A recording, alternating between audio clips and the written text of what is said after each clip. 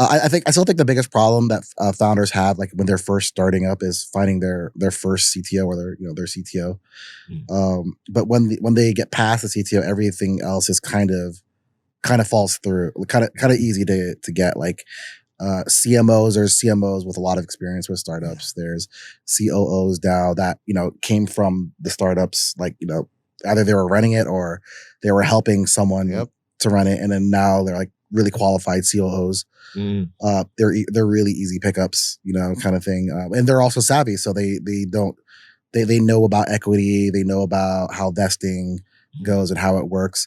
HR was a pain in the ass as a startup because we didn't know what was possible, but now we know about company culture and what kind of policies. Like nobody knew about like the rules in the BIR or the Dole. we didn't even know. We thought Dole was the juice, the pineapple drink. Juice. Yeah, now we know about that stuff. Yep.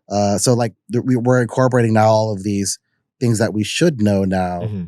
And like creating these really awesome groups, more stable groups than just what we had before, which was zero. And just us as being friends, and we're all compadres, and things like that. And that's. I want to dig deeper in that because again, it doesn't matter what era it is from our time to now. CTOs are the hardest to find. You being a CTO, being CEO, who wore both hats. If you're gonna give advice to those people who are looking, it's like because you see this all the time in Startup PH, right? There's a random dude every week that will go, I have an idea. I want to create a startup. Who should I hire as my developer? No, you shouldn't hire a developer. Get a CTO. You're going to get fleeced. Please don't. Right? How do you look for a proper CTO? Honestly, that's the first challenge of being a CEO is you have to learn how to be convincing. Persuade someone. To people. Yeah. Honestly, the art of persuasion, the art of communication is definitely going to be your best friend here. Yep. Because you're going to need that when you're going to be pitching anyways, right? So if you have a problem finding a CTO, you're also going to have problems finding investors. If you have problems finding investors, you also will have a problem finding a CTO. Yep. You just need to be convincing enough, right? And I generally, the way I coach it is you have to share what you're doing is bigger than yourself. It's bigger than, the money, but, that actually has, some sort of social benefit or something. We're working on something bigger, right? Yeah. We're striving to be the greatest, to be the first, right? And you could be a part of that, kind of like that selling point for a CTO or, for someone who has even like a senior developer, right? I do this with every developer. I just say, look, you could work before, like you could work at a Globe, right? And you probably can, stay in the shadows and, your raises may come like, every couple of years, or you could take your chance now while you're young and work with a startup. Correct. Right. Where you definitely heard, you can make more decisions, right? And you can move up the ladder, you can get raises, as the company grows, which is no problem. And again, knowing what I know now, all right, I'm just going to say, I made this mistake. This is always the mistake that I keep making. A good CTO isn't someone who can just code. Bro, what are the traits of a good CTO? And by the way, a CTO at 0 to 1 is a different CTO of when you have multiple devs that are very, very complex. You have DevOps, you have freaking front end, back end, and multiple layers of seniorship or seniority there. Yeah. The type of CTO you need there are different rather than the 0 to 1. Where can you find these types of CTOs? There's actually two types of CTOs. Okay. So one is you have the programming CTO. Okay. Hey guys, I'm the programming CTO. There you go. People who love to code. Right. Yeah. And there's ones that are like the leader kind of CTO where they know how to talk to developers, lead teams, design things like architecturally. Yep. Right. So there's those two kinds. So depending on the situation you need, do you need like normally as a startup, since you don't have a tech team, you really need like the programming CTO, right? Yes. And the difference between someone a senior developer, build shit. Yeah, the difference between a CTO and a senior developer is the CTO just happens to be more charismatic. So there is a persuasion charisma factor still there. Yeah. Well, how do you do that if you're all introverts? GitHub? It's going to be very hard to find funding as introverts unless your numbers can speak for yourself. Got it. So a CTO that you need apparently has to have a little bit of charisma to really rally a team of other devs behind it. Yeah, right? yeah, I'd say so. Because they're looking for someone to look up to. Right, a role model. Right. They're looking because like a lot of developers have gone through, like for example, developing something with no designs, with no wireframes. How do you like what kind of servers are we going to use, right? And things like that. Like, there's nothing giving a holistic vision about how we're going to do this, and how it's going to scale. And a lot, and when you don't have someone like that, then what's going to happen in your Series A, which is common for everybody in Series A, is you accrue so much technical debt, and you're gonna have to redo a lot of shit. Yes, which is expensive. Yeah, so I think getting a CTO early on that can address technical debt, right, as well as scaling the platform early on would be beneficial in terms of savings. How do you know if you have one? Because again, people, especially from a non-tech point of view, is where there's that mismatch usually happens. Like, I think this guy is good, but you can't tell. You can't read code. How the fuck are you gonna know? I found a way. So basically it's just two things: cost and practicality. Okay. What is the cost of what they're building? And we talk about also servers. Like, is what you're building implying that we have to get $10,000 a month AWS servers, kind of thing? Or is there a way we can do it with a zero cost and then scale up with a Heroku type of environment? Yeah, that's right. Well, and nowadays there's something called serverless. Oh, yes. Right. So technically, serverless is, just if you guys don't know, we used that stack in chatbot before last few years. So like 1 million requests for $1, and your first 1 million is free. Wow. Like, it's kind of like a no-brainer. And now, you know what? There's a lot of people who don't know this, is there's now serverless databases. What? Yes. Wow. So that's like one of the things that I like, because it's funny because when I talk to other CTOs, right, they're all proud they're on AWS and Google Cloud, Azure, whatever. Right? DigitalOcean. Honestly, at Shoppable, we're not on any of those. What? We're on Vercel. We're on CockroachDB, Bunny CDN. But because those services build on top of AWS, so it's called like a jam stack. Native there, okay. Yeah. So, but it's gonna be funny when this is just in my head. Okay, but I want to say it so it can be manifested. Okay. Right? Okay. Let's do it. It'll be really funny when we get to our Series A. Okay. That they realize we're not raising funds because of our server costs. Because our server costs theoretically by Series A should still be under $100 a month. That is and that's how you know you have a solid ass CTO. Here's why. Because Chris already saw what scale will look like, even if they're just building an MVP all the way to scale. Yeah. And you've done that where someone who can build the product, but also have led the team. So Chris is actually both.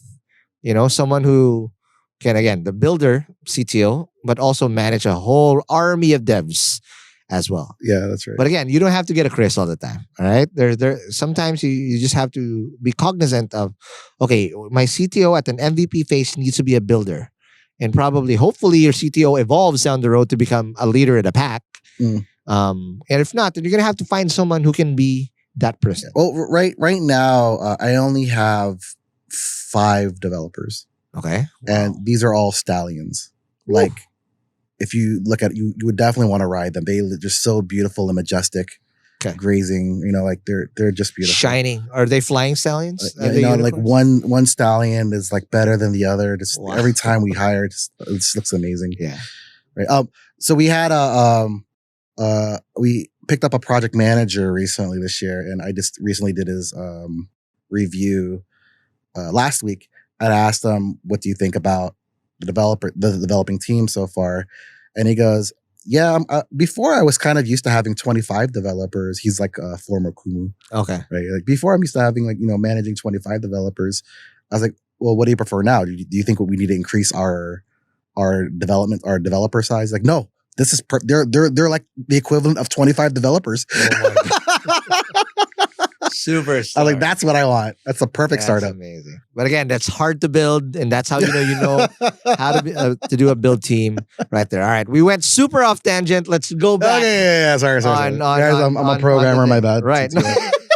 No worries. So we can cut that later. Last topic before we take our last break. I want to understand the hardest part right now. Fundraising back then, what was that like? And fundraising now, what was it like? What is it like? So again, we're in a funding winter. Oh my God, it's so hard. Everybody's just, there's no money out there. It's so hard, right? And if there is, you're very lucky.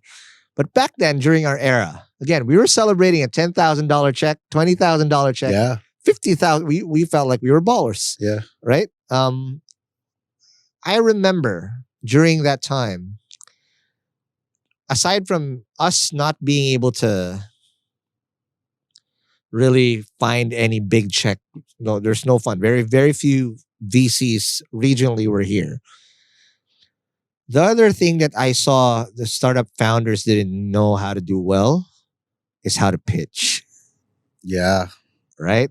Like, oh my God, what are you doing? Right? Yeah. Now everybody sounds like Artie Lopez. Yeah. Right? Yeah. Artie Lopez there's your fault. Now whenever there's pitching competitions, the judges have a hard time because they're all good at pitching, right? But in your point of view, what was the difference before and now in terms of fundraising? You know, like when you mentioned Caliber, I think we all idolized Paul is because he actually had the balls to raise outside of the Philippines. Absolutely. Right.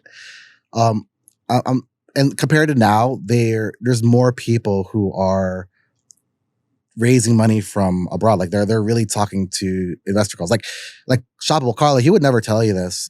So I might as well just say it. Literally went through 70 investor calls. Woo. Right. On the phone, and then 50 investor meetings just to close his deal. That's amazing. And it took over a year. Yeah. To do it. But this is not just all local. Obviously, you can't book a whole year. It's regionally, internationally, Europe, like literally calls like 3 to 4 in the morning. And the reason why I'm saying this, because this guy, Carlo, made me go to every single one of those investor meetings. Just so I could say hi. And he did the whole entire pitch. And, you know, wow. You can get coaching, like, you know, doing pitching, but you know, I never gave Carlo any pitching advice. Wow. Because I said, let's just see.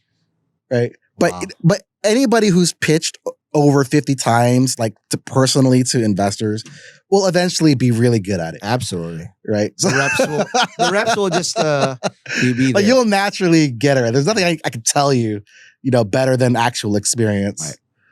Right. You know? And the decks are just so much better now. Yeah, back then, they don't even know what a problem solution slide looks like, right? Yeah. They can articulate. They put the right metrics there. The traction metrics are there. It's complete. Yeah. Did we even have a TAM in our days? I don't. Yeah, it's all bullshit. I mean, I never had the TAM slide. The TAM slide now is still bullshit anyway. Like, what's your market size? This big. 500 billion. It's this big. This is the market size. And then you see this a lot in FI. Right. We will be a $500 million company in 2 years. Huh? How? Right. And I look at your team, like now all of these things are all intertwined and I love it. Yeah. And then this is what's different nowadays. Yeah. Back then we will pitch. These are all just, if we had the money, we will be able to do this. Yeah. You know what I wanted to say to investors back in the day? If you could just tell me exactly what you want me to pitch, then give me a day and I will pitch it. All right. Don't let me pitch randomly things, right? Right. No, but the people now, again, so they're able to articulate all of this. Now there's metrics to back it up. Yeah. It's freaking beautiful. Right? That you're saying that, back then we say, if you only fund me, I will do this. Now, like, I need you to support this because I'm already doing this. And that's how you know you have a legit startup, because you're not waiting for, I can only do this if you fund me. Yeah. because that's also bull. Like most of the people that say that will not be able to do it because you're giving me an excuse that you cannot pull it off with whatever resources or whatever team you do, and kill it. Yeah. Right. Okay. Last question before we take our last break, and you telling us your top 5, or you even have 5. I think you did more, right? In what era? In what era? I want to understand, right, from then and now. What do you think are the common mistakes people still do before that people are still doing now? In startups. Yeah, in Startup PH, huh? Yeah, they don't do their business math. Thank you so much for watching Hustleshare on YouTube. If you like this video, please don't forget to like, comment, and subscribe to this channel to get more content like this. And to get the full audio episodes of Hustleshare and Founders Only, subscribe to our podcasts at Spotify, Apple Podcasts, or wherever you get your podcasts.